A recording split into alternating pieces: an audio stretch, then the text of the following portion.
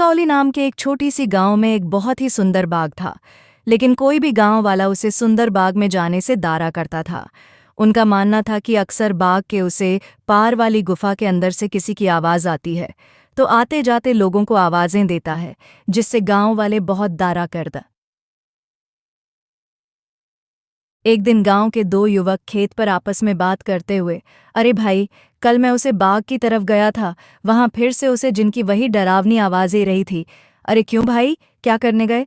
दन्नडी ये इंद्र ये, तुम वहां क्या, तुम्हें पता नहीं? बाप के पास वाली गुफा में जिन रहता है, अगर वह तुम्हें कहीं कुछ कर देता तो आइंदा फिर उसे बाग की तरफ मत जाना। अगले दिन गांव का एक लड़का रांझा कौन देता होगा, मुझे इसके पीछे जरूर कोई राज नजर आता है। रांझा भैया जो भी हो, लेकिन गलती से भी उसे गुफा के अंदर मत जाना। लेकिन इस गुफा का ऐसे तो मैं जान कर रहूंगा। सब गांव वाले डर के सही में आखिर कब तक रहेंगे। उसके बाद शाम हो गई और रांझा और उसका दोस्त अपने अपने घर चले गए। अगले दिन सुबह सारे गांव में सन्नाटा था और रांझा के घर के बाहर उसकी लाश राखी हुई थी। सब रो रहे, द घर से निकाला था कि आज एक रहस्य से पर्दा उठाने जा रहा हूं। मेरे रांझा की बहादुर उसे ले डूबी। हे मेरा बच्चा, हो ना हो कि उसको भले दिन नहीं किया है। हान उसी गांव में धनु नाम का व्यक्ति रहता था, जो एक व्यापारी था। उसकी दो बेटियां थीं, रीमा और सीमा। उन दोनों को रंग बिरंगे फूलों का बहुत शौक था। बहुत दिन हो गए हैं, चलो आज हम गांव के बाग में चलते हैं। जाने क्यों हमें बाबूजी उसे बाग में जाने से माना करते हैं। इस पूरे गांव में वही जगह है जहां कितनी सुंदर सुंदर फूल होते हैं। हान सीमा, वो बाग सच में बहुत सुंदर है। उसे बाग में बहुत सुंदर सुंदर फूल होते हैं, लेकिन बाबूजी हमें जाने नहीं देते। वो कहते हैं गांव की बाग की उसे बारे गुफा है जो बहुत ही भयानक है। हमारा जाना बहुत सही नहीं होगा। लेकिन गांव की राजा भाई की मौत की बात तो गुफा और ज्यादा डरावनी लगने लगी है। अगर कोई जिंदा होता तो क्या गांव वालों के सामने नहीं आता है कि वहां कुछ नहीं है। चलो ठीक है, हम दोनों कल ही बाग में जाएंगे, और हो सके तो क्या पता राजा भाई की मौत का राज भी पता चल जाए। हान कुछ नहीं है, हम दोनों सुबह चलेंगे, तब तुम खुद ही देख लेना। लेकिन बाबूजी हमें नहीं जाने देंगे। सीमा, कल बाबूजी सुबह किसी कम से शहर जाएंगे, उनके जाते ही हम दोनों बाग में जाएंगे। रीमा अपना सर हिलती हुई हूँ। ठीक है। इसके बाद दोनों बहाने अपने कमरे में जाकर सो जाती हैं। अगली सुबह जा रहा हूं, तुम दोनों अपना ख्याल रखना और उसे बाद में फूल तोड़ने मत जाना। वो जगह अच्छी नहीं है, कोई भी गांव वाला वहां नहीं जाता। पता है ना, रांझा भी वही जाने से मारा गया था। उसके जाते ही दोनों बहाने उसे बाग की तरफ जाने लगते हैं कि तभी एक गांव का आदमी उन्हें देख लेता है। अरे सीमा और रीमा बिटिया, तुम इस बात की तरफ कहाँ जा रही हो? क्या तुम्हें नहीं पता कि उसे तरफ एक गुफा है जो बहुत ही डरावनी है? वहां से अक्सर किसी जिनकी आवाज आती है। हम दोनों बस बाग में ही जा रहे हैं, वहां से कुछ भूलने पर सभी ए जाएंगे। आप चिंता मत कीजिए, हम वाक्य उसे तरफ फली गुफा में नहीं जाएंगे। इसके बाद वह आदमी वहां से चला जाता है। थोड़ी दूर चलने पर सीमा और रीमा देखते हैं कि दो चोर आपस में बातें कर रहे होते हैं। क्या गांव वाले तो कहते हैं उसे गुफा में एक जिंदा रहता है जो लोगों को आवाज देता है, ऐसा कुछ है। वो गुफा गांव के सरपंच की है। मुझे तो लगता है उसमें बहुत सारा खजाना होगा। सब गांव वालों को डराने का बहाना है। बस चलो चलकर आज देख ही डालते हैं। इसके बाद वह दोनों गुफा की ओर जाने लगते हैं। उन्हें गुफा की ओर जाता देख रीमा और सीमा भी उनके पीछे जाने लगते हैं कि तभी वो देखती हैं कि वह दोनों चोर गुफा के अंदर जाने ही वाले होते हैं कि वहाँ एक औरत आती है जो देखने में काफ़ी भयानक होती है, और उसके हाथ में एक टोकरी होती है जिसमें बहुत सारे रंग बिरंगे फल होते हैं। तभी वो औरत उन दो चोरों से कहती है, कहाँ जा रहे हो तुम दोनों? क्या तुम्हें पता नहीं, इस गुफा में एक जनरल रहता है, वह तुम्हें मार डालेगा। चले जाओ, यहाँ से चले जाओ, अंदर आओ, निकालो मुझे। यहाँ से डरावनी आवाज़ सुनकर वह दोनों डर जाते हैं। मैंने तो पहले ही कहा था यहाँ दोबारा मत आना, वो तुम्हें जिंदा नहीं छोड़ेगा। और सीमा के सामने वह औरत आ रही यमद आती है जो देखने में काफ़ी भयानक होती है, जिसके हाथ में बहुत सारे रंग बिरंगे। हम तो बस ऐसे ही बाग घूमने आए दे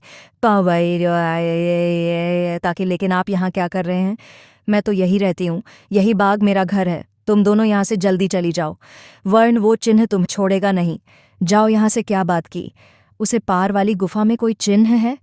काकी हान, और वो बहुत खतरनाक है। तुम दोनों यहाँ से जल्दी चली जाओ। इसके बाद वो औरत वहाँ से चली जाती है। मुझे बहुत डर लग रहा है, अब मैं इसके आगे नहीं जाऊंगी।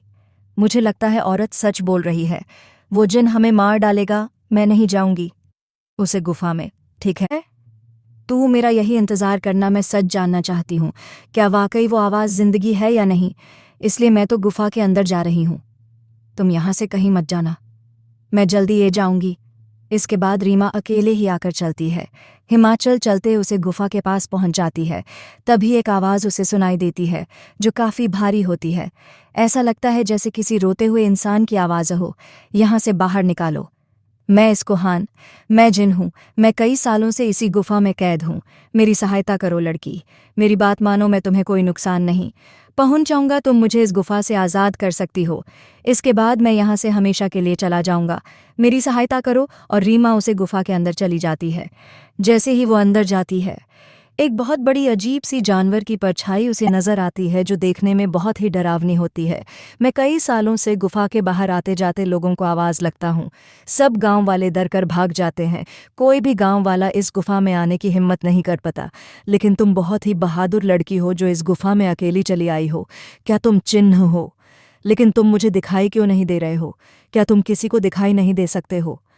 मैं जिन नहीं हूँ लड़की, मैं उसे चीन की परछाई हूँ। वो जिन तो इस गुफा के कैद खाने में बरसों से कैद है, वो बाहर नहीं आ सकता है। मैं उसकी परछाई हूँ।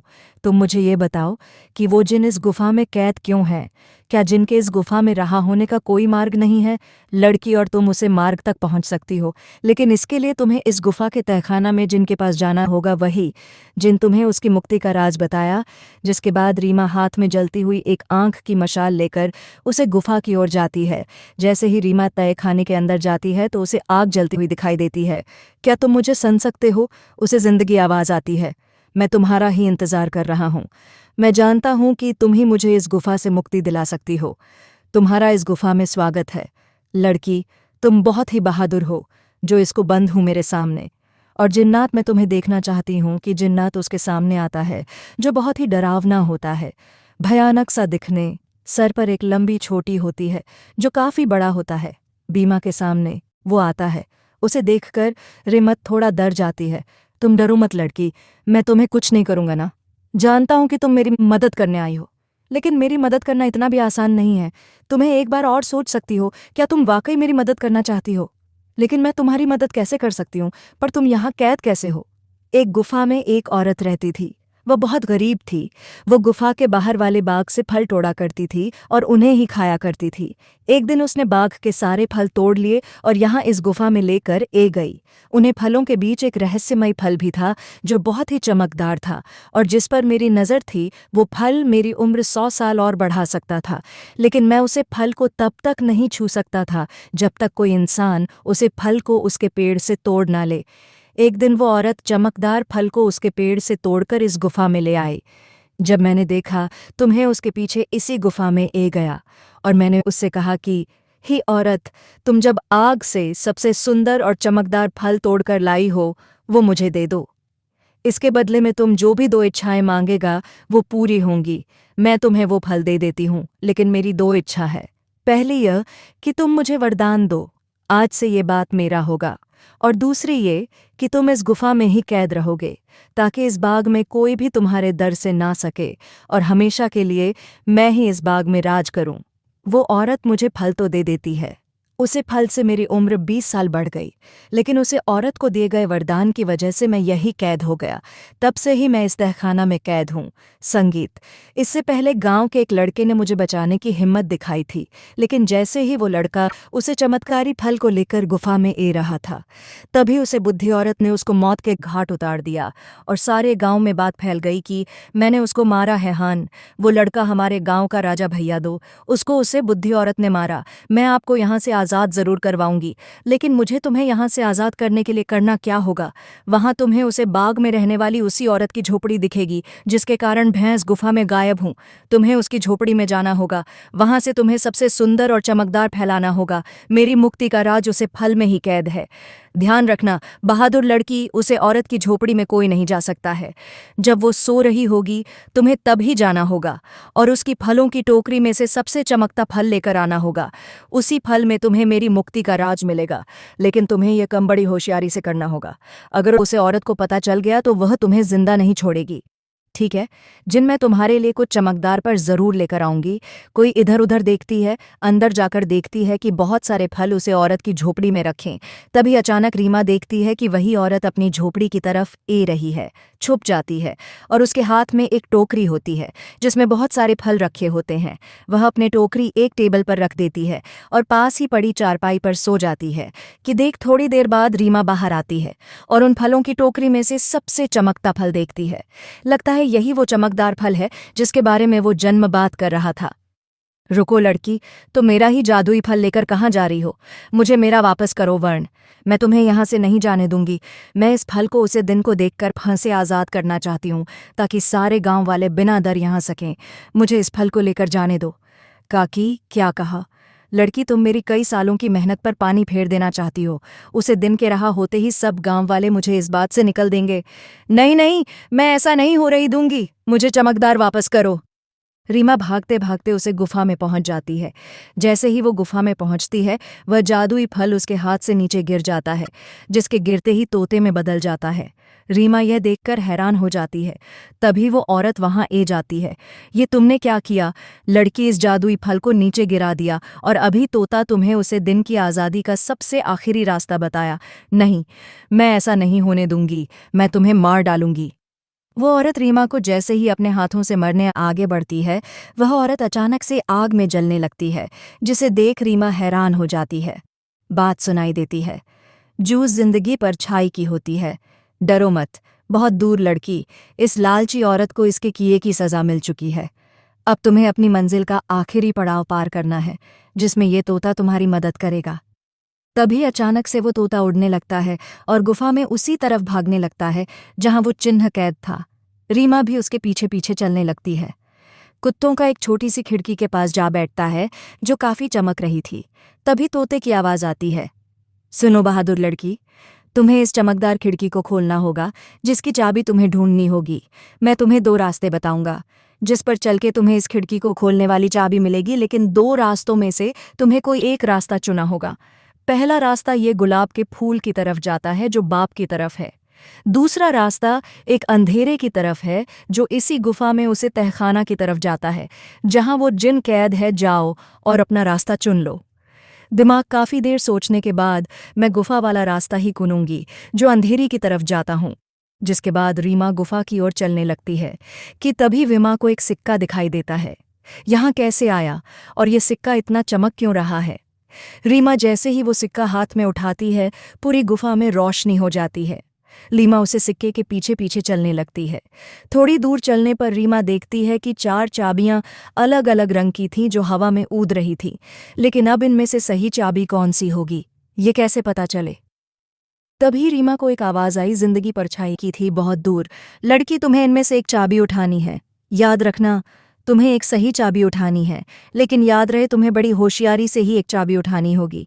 अगर तुमने गलती से गलत चाबी चुन ली तो यह चारों चाबी गायब हो जाएंगी और तुम कभी भी जिनको आज़ाद नहीं कर पाओगी।